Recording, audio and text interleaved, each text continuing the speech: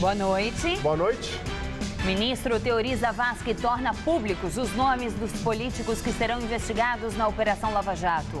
Entre os citados estão ex-ministros, deputados, senadores, um ex-governador e um ex-presidente da República. Dólar sobe mais uma vez e fica cotado a R$ 3,05. Cidade de São Paulo registra a primeira morte por dengue neste ano. E o estado de saúde do ator Harrison Ford, que sofreu um acidente aéreo.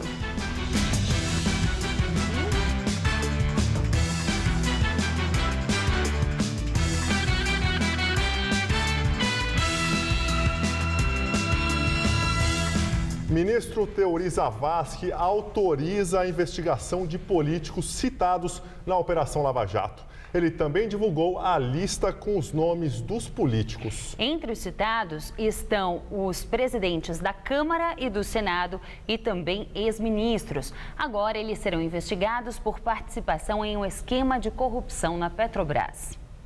Do PMDB foram divulgados os seguintes nomes: Renan Calheiros, presidente do Senado; Eduardo Cunha, presidente da Câmara; Rosiana Sarney, ex-governadora do Maranhão; Edson Lobão, ex-ministro de Minas e Energia; Romero Jucá e Valdir Raupp. Do PT foram divulgados os nomes de Gleisi Hoffmann, ex-ministra da Casa Civil no primeiro mandato da presidente Dilma; Lindbergh Farias, Cândido Vacareza, Humberto Costa, José Mentor. Do PP, os citados foram Luiz Argolo, Mário Negromonte, ex-ministro das Cidades, Pedro Correia e Pedro Henry. Do PSDB, Antônio Anastasia, ex-governador de Minas Gerais. Do PTB, o ex-presidente da República, Fernando Collor. O partido com mais nomes citados é o PP. Os outros nomes da legenda que serão investigados são Aníbal Gomes, Gladson Camelli, Aguinaldo Ribeiro, Simão Cecim, Nelson Melrer, Eduardo da Fonte, Luiz Fernando Faria, Arthur Lira, Dilceu Esperafico, Jerônimo Gorgen, Sandes Júnior, Afonso Ram, missionário José Olímpio, Lázaro Botelho. Ainda do PP, vão ser alvo de inquérito Luiz Carlos Heinze, Renato Moulin, Renato Balestra, Lázaro Brito, Valdir Maranhão, José Otávio Germano, João Pisolatti, Roberto Teixeira, Aline Correia, Carlos Magno, João Leão, José Linhares, Wilson Covatti. Do PMDB também será investigado Aníbal Gomes. Do PT, os outros nomes são Vander Loubet e João Vacari Neto, tesoureiro da legenda. O ex-ministro da Casa Civil, Antônio Palocci, será investigado em primeira instância. O lobista Fernando Baiano também está na lista. Foram arquivados os pedidos de inquérito para os seguintes políticos: Delcídio Amaral, Alexandre Santos, Henrique Eduardo Alves e Aécio Neves. Ciro Nogueira teve parte das suspeitas arquivadas, mas será alvo de um outro inquérito. E agora o comentário de Josias de Souza, direto de Brasília. Eu hoje conversei com o ministro do Supremo Tribunal Federal para tentar ter uma ideia do que vai acontecer agora com este caso do Petrolão, o processo da roubalheira lá na Petrobras. A notícia não é das mais alentadoras, o ministro prevê que o processo será lento, bem arrastado. Na melhor das hipóteses, os primeiros julgamentos começarão a ocorrer dentro de 2 ou 3 anos. Na pior das hipóteses, isso vai demorar mais de 4 anos, o que permitiria aos acusados que detêm mandatos, deputados e senadores, concluir os respectivos mandatos, já que nem a Câmara nem o Senado esboçam a menor intenção, por hora, de caçá-los. Isso não seria bom. O caso do Mensalão, até ontem, o maior que o Supremo já tinha julgado, demorou quase 8 anos para ser concluído. O processo entrou no Supremo em 2006 e os últimos recursos só foram julgados no ano passado, em 2014. Este processo do Petrolão ele é maior em tudo, na quantidade de réus, na quantidade de dinheiro desviado, mas o ministro nos recordou que, diferentemente do que ocorreu com o Mensalão, esse processo vai ser julgado numa turma menor, não no plenário do Supremo, que tem 11 ministros, mas numa turma, a segunda turma do tribunal, que tem apenas 5 ministros. Hoje tem 4, mas a presidente Dilma vai ter que indicar o 5º para completar a turma. Só os presidentes dos poderes, no caso específico Renan Calheiros e Eduardo Cunha, que presidem as 2 casas do Legislativo, Só esses 2 vão ter que ser julgados no plenário maior com 11 ministros. Os demais acusados podem ser julgados na turma e serão julgados na turma. A expectativa dos ministros é que disso dê uma certa agilidade, que torne os julgamentos menos lentos do que seriam se fosse no plenário completo. Por que é que o tempo é tão importante neste caso do Petrolão? Porque os acusados, vários deles têm mandato, estão lá na Câmara, no Senado, tomando decisões, participando de reuniões de comissões e até presidindo as 2 casas. Renan preside o Senado, Eduardo Cunha preside a Câmara. Mas tem uma ideia do que pode ocorrer? Hoje, por exemplo, Renan Calheiros peticionou no Supremo, encaminhou ao Supremo a primeira petição, neste caso, do Petrolão. Ele reclama do Procurador-Geral da República, diz que não foi ouvido, diz que a lei foi desrespeitada. Quem assina essa petição não é nenhum advogado que o Renan tenha contratado, não. Quem assina é o advogado-geral do Senado, doutor Alberto Cascais, cujo salário é pago com verba pública. Convenhamos, o senador Renan Calheiros é acusado de receber propinas. Ninguém espera que ele seja culpado, mas está sendo acusado de receber propina, portanto, desviar dinheiro da Petrobras. Não parece razoável que, a essa altura, ele espete a conta da defesa dele no bolso do contribuinte, no meu bolso, no seu bolso. É por essas e outras que esse processo precisa ser julgado o mais rápido possível. Boa noite. O perigo da dengue. A doença já matou 24 pessoas no estado de São Paulo somente neste ano. Em 2014, no mesmo período, foram 5 mortes. No interior, 13 cidades já decretam situação de emergência. Em Rio Claro, a prefeitura criou um centro provisório para atender os casos. Aqui o atendimento é especializado. Após o cadastro, cada paciente é encaminhado às enfermeiras para verificar os sinais vitais e também os sintomas. Em seguida, 4 médicos plantonistas atendem o público e fazem o diagnóstico do tratamento indicado. A maioria é encaminhada para este setor de hidratação intravenosa. No local também há macas para casos mais delicados, como gestantes ou pessoas com necessidades especiais. Do lado de fora, uma ambulância fica de prontidão caso algum paciente necessite ser removido com urgência. No caso aqui, nós tratamos os casos A e B, que são mais simples, para que a gente possa daí fazer as condutas, né? E o paciente é hidratado, medicado, para que possa melhorar os sintomas. Fazemos exame de sangue para ver o nível de plaquetas, hematócrito, todos os exames necessários para o paciente. O local tem capacidade para realizar até 500 atendimentos por dia. De acordo com o secretário municipal da Saúde, centralizar o atendimento à dengue faz parte do plano de contingência para diminuir a superlotação do sistema de urgência e emergência da cidade. Tanto na UPA quanto no PA, o número de atendimentos estava quase que duplicando em função das demandas oriundas dos casos de dengue. O objetivo da Prefeitura de centralizar todos os atendimentos de suspeitas de dengue lá na tenda já começou a surtir efeito na única unidade de pronto atendimento de Rio Claro. Em menos de uma semana de funcionamento da tenda, o movimento por aqui já diminuiu cerca de 70%. Esta era a situação da sala de espera da UPA em pleno horário de almoço nesta sexta-feira. O local funciona 24 horas. Aqui são atendidas suspeitas de dengue apenas de crianças, gestantes e idosos. Os demais são encaminhados para a tenda. A chave e a importância está na hidratação, que deve ser iniciada na medida em que se suspeita. Uma pessoa aí de 70 quilos, ela deve ingerir no mínimo mais de 4 litros. Se possível, que 1/3 dessa ingestão seja de sais de hidratação. O Instituto Adolfo Lutz confirmou hoje a primeira morte por dengue na cidade de São Paulo. A vítima foi uma mulher de 84 anos, moradora da freguesia do Ó, bairro da Zona Norte. A forte chuva que atingiu São Paulo no final da tarde, começo da noite, causou diversos pontos de alagamento. A chuva forte que atingiu de forma isolada vários bairros resultou da combinação de calor com muita umidade no ar. Na Moca, a rua Dom Bosco ficou alagada logo quando começou a chover. Os moradores se queixam da sujeira nos bueiros. Sempre que chove, não precisa chover muito, chove 15 minutos, vira esse rio. Na Radial Leste, o trânsito parou em alguns momentos por causa de 2 pontos alagados. Na Zona Norte, a enxurrada que descia pela rua Elias Ganã, no bairro do Limão, invadiu a calçada. A água que corria com força acumulou no asfalto da Avenida Engenheiro Caetano Álvares. Durante a tarde, os trens do metrô e da CPTM circularam mais devagar por causa da chuva. Na região da Penha, na Zona Leste, a Prefeitura decretou estado de alerta, a mais grave das 3 situações na escala do CGE, porque um córrego transbordou. De acordo com o Centro de Gerenciamento de Emergências, a chuva desta tarde também atingiu áreas do sistema de represas da Cantareira. Final de semana promete ser chuvoso. Os temporais vão se intensificar e devem atingir as regiões dos reservatórios. Vamos ver como fica o tempo neste sábado com Mariana Armentano. O dia de sol e calor na praia só está garantido na costa leste e nordestina. Nas outras áreas do país, há previsão de chuva. O sistema de baixa pressão que se formou na costa do Sudeste ganha ainda mais força nesse domingo e espalha muitas nuvens carregadas entre o sul e o sudeste do Brasil.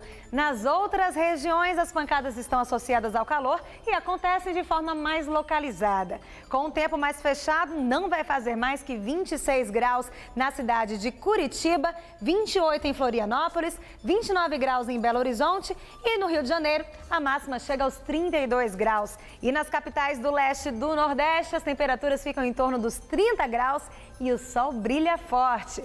Para os paulistas, há poucas mudanças em relação a hoje. O sol aparece pouco, o céu ainda fica bastante nublado e chove a qualquer hora do dia em praticamente todo o estado. Ainda há chances de chuva forte, acompanhadas de raios e ventania, principalmente no centro-sul do estado e aqui na faixa leste, o que inclui a Grande São Paulo e a região do Sistema Cantareira. Vamos ver as temperaturas em algumas cidades? Em Santos, no litoral, mesmo com a chuva, a qualquer hora, os termômetros ficam próximos da marca dos 28 graus durante a tarde. Em Campos do Jordão, esfria mais em relação a hoje. Nesse domingo, mínima de 13 e máxima de apenas 19 graus. E aqui na capital, vai fazer 20 graus nessa madrugada e durante a tarde, 26.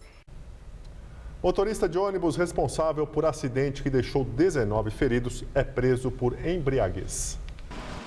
O acidente foi ontem à tarde na Avenida Nova Cantareira, na zona norte de São Paulo.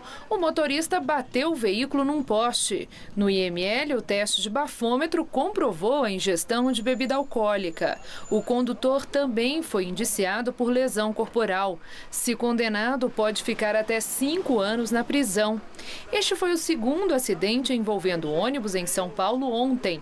Pela manhã, 2 coletivos colidiram na Avenida Marquês de São Vicente, na Zona Oeste. 12 pessoas se feriram.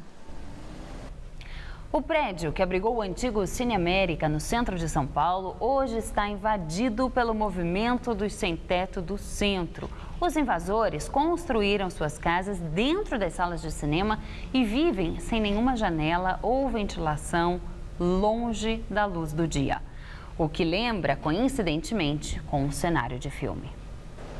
Uma região que abrigava muitos cinemas e era frequentada pela elite paulistana, que acompanhava as estreias dos filmes nas telonas. Depois, alguns cinemas entraram em decadência e passaram a exibir filmes pornográficos para um público quase que exclusivamente masculino, mas nem esses sobreviveram. Os prédios no centro da cidade ficaram abandonados e começaram a ser invadidos por movimentos de luta por moradia. Foi o que aconteceu com o antigo Cine América, na famosa Avenida Rio Branco.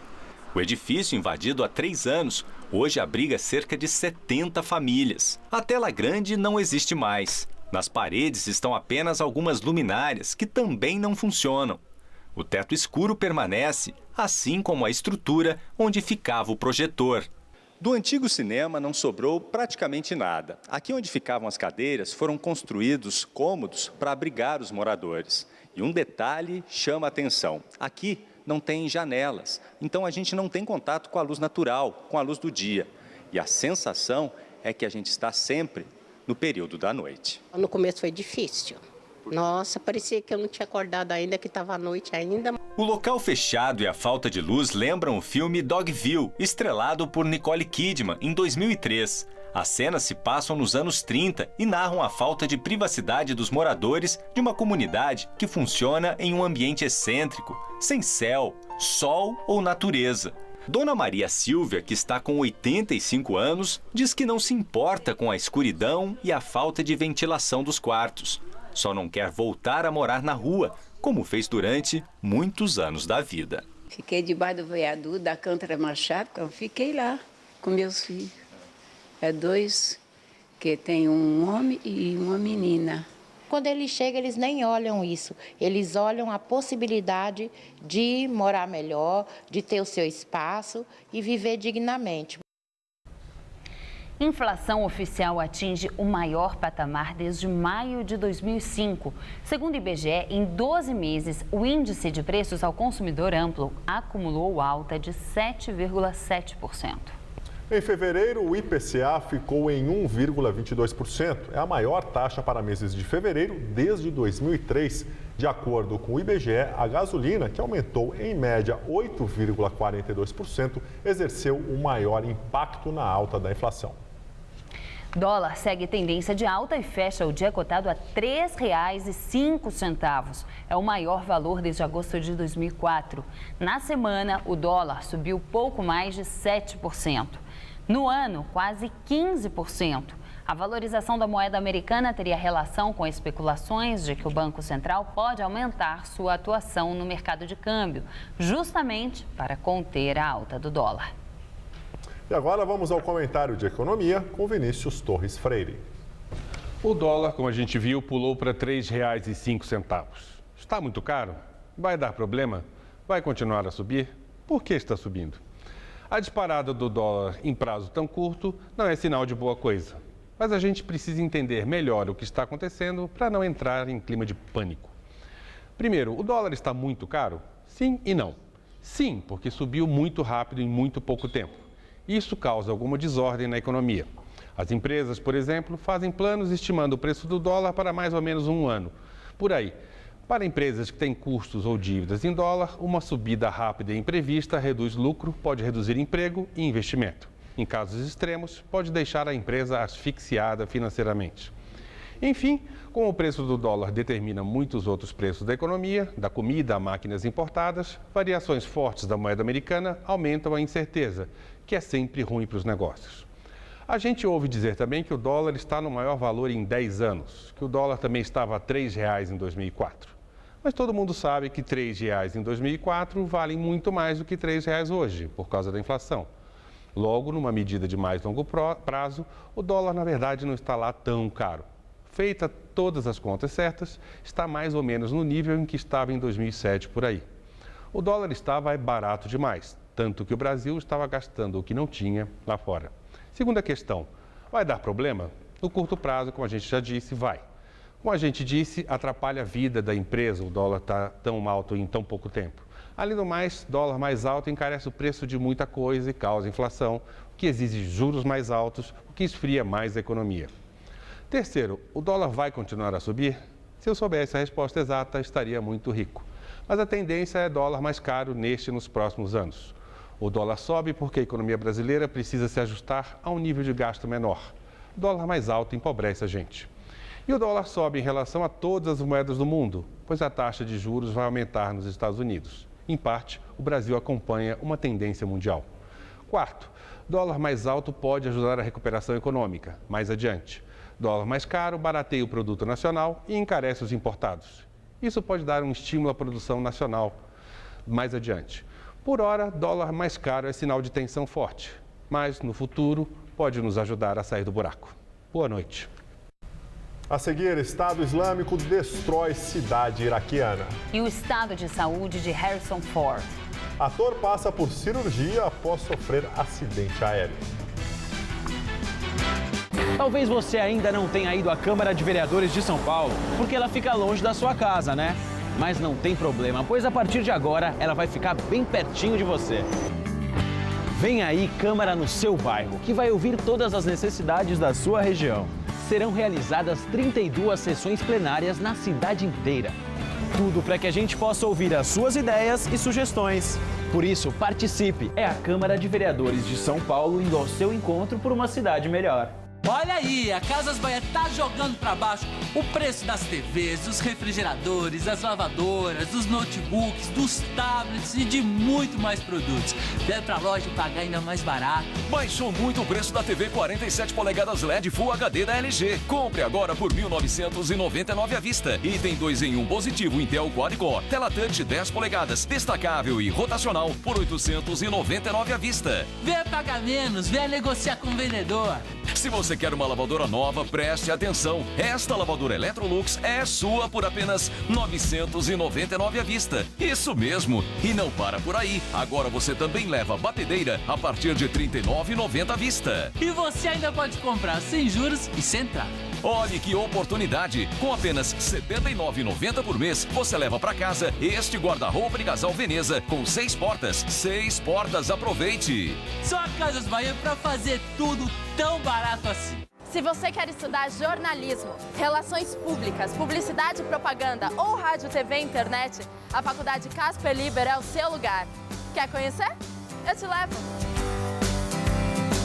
Aqui a gente aprende na sala de aula e também em laboratórios de rádio, fotografia, edição de imagens e estúdios de TV. Você também pode colaborar em revistas, sites, programas de TV e rádio laboratoriais. E tem oportunidade de estágio dentro da Fundação Casper Libero. São mais de 60 anos de tradição numa localização incrível. Faculdade Casper Libero, formando os melhores profissionais da comunicação. Quer saber mais? Acesse nosso site.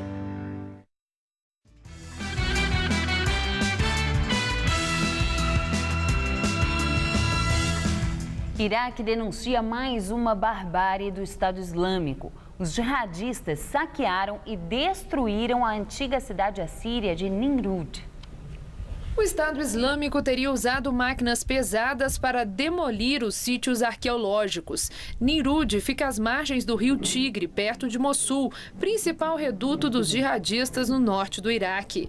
A cidade foi fundada no século XIII a.C. 4 séculos mais tarde, tornou-se a capital do novo Império Assírio, o então estado mais poderoso da Terra, que se estendia até os atuais territórios do Egito, da Turquia e do Irã. Muitos monumentos foram removidos para museus há vários anos, mas as ruínas da cidade permaneciam no local. A Unesco classificou a destruição de Nimrud como mais um ataque apavorante ao patrimônio iraquiano. Na semana passada, um vídeo mostrou a derrubada de estátuas e esculturas no Museu de Mossul, com uso de marretas e furadeiras. O Estado Islâmico segue uma interpretação purista do islamismo sunita. Seus seguidores rejeitam a idolatria e consideram que os xiitas são hereges. Ataque palestino com automóvel em Jerusalém. 6 pessoas foram atropeladas. O palestino foi baleado e preso. O palestino de Jerusalém Oriental atropelou 5 oficiais mulheres numa parada de trem no norte da cidade. Elas sofreram ferimentos leves. O ataque ocorreu em frente a uma base da polícia de fronteira. Depois de atingir o grupo de oficiais, o palestino atropelou um ciclista, saiu do carro e tentou esfaquear um pedestre. Ele acabou sendo ferido a tiros pela polícia e o estado dele é crítico. Tempestades de neve em várias regiões dos Estados Unidos afetam 94 milhões de pessoas. As estradas congeladas e cobertas de neve provocam centenas de acidentes. Nem os melhores motoristas conseguem evitar as derrapadas. A cena se repete por todas as estradas. Carros e caminhões ficam presos na neve. Veículos pesados viram nas pistas. A neve castiga desde o estado do Texas, no sul, até a Nova Inglaterra, na costa nordeste. No estado do Kentucky, o governador declarou emergência pela 2ª vez em menos de um mês. No aeroporto de LaGuardia, em Nova York, a noite foi de muito trabalho para remover o avião da Delta, que derrapou na neve ontem. A aeronave já está no hangar e a pista foi liberada. O ator Harrison Ford é operado e passa bem após sofrer acidente aéreo em Venice, no estado americano da Califórnia. Harrison Ford passou por cirurgias para corrigir fraturas na pelvis e no tornozelo. Ele também teve cortes múltiplos na cabeça e nos braços. A assessoria de Ford informou que ele não corre risco de morrer e vai se recuperar totalmente.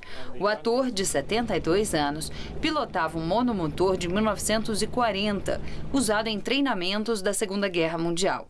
As gravações da torre de controle do aeroporto de Santa Mônica mostram que ele chegou a informar que a aeronave apresentava problemas no motor e pediu autorização para retornar, mas acabou fazendo um pouso forçado num campo de golfe. O ator recebeu os primeiros socorros ainda no local do acidente. Harrison Ford é apaixonado por aviação e é considerado um piloto experiente. Mara Rasmussen, formada em Letras Clássicas pela USP, é uma cozinheira que faz sucesso em um cantinho escondido da cidade. O restaurante dela fica embaixo de um viaduto no coração da Bela Vista, zona central da cidade. O Box 62 se tornou ponto de encontro de artistas e de pessoas que fogem dos badalados circuitos gastronômicos. Os temperos e o jeitinho acolhedor fazem de Mara Rasmussen uma personagem que é cara de São Paulo.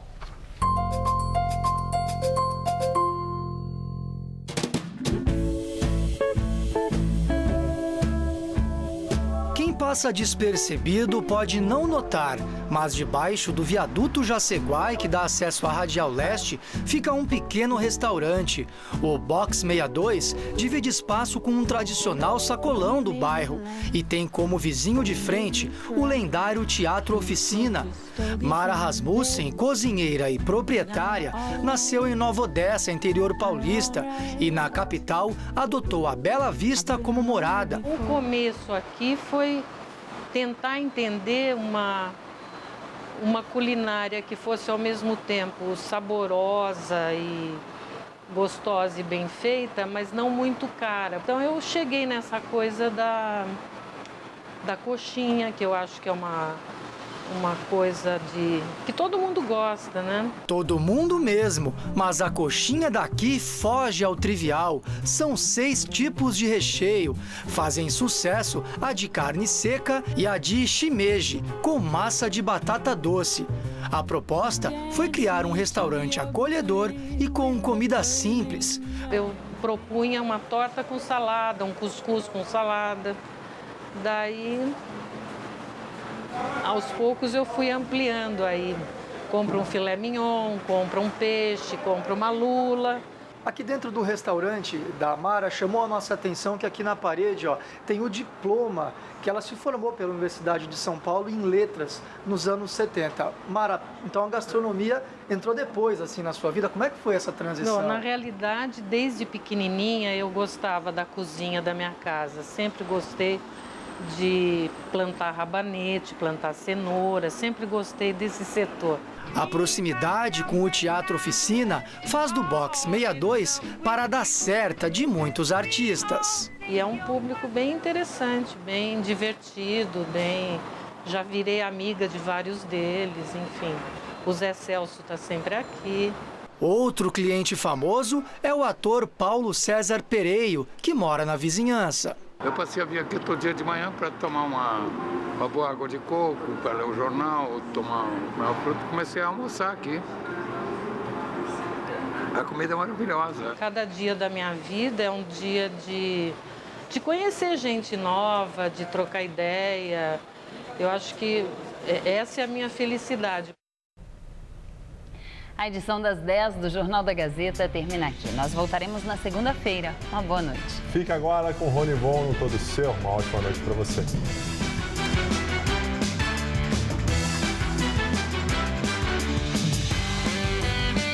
Os instrumentos estão afinados. O palco está pronto. Agora só falta você. Ouça. Estreia daqui a pouco, 11h30 da noite. Assista agora. Todo Seu.